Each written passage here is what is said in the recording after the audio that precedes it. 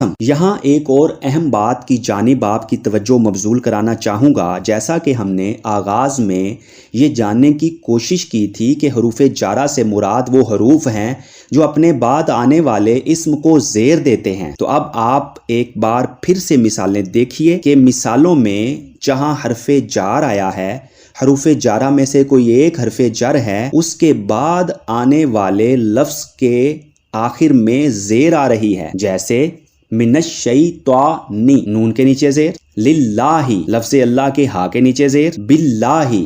لفظ اللہ کے ہا کے نیچے زیر،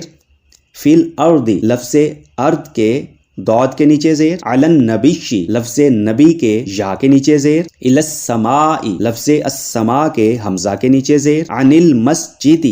لفظ مسجد کے دال کے نیچے زیر، عن الاہلۃ، لفظ اہلہ کے تا کے نیچے زیر، کالحجارۃ، لفظ الحجارہ کے تا کے نیچے زیر، حتی حین، لفظ حین کے نون کے نیچے دو زیر، واللیل، لفظ اللیل کے لام کے نیچے زیر، تاللہ، لفظ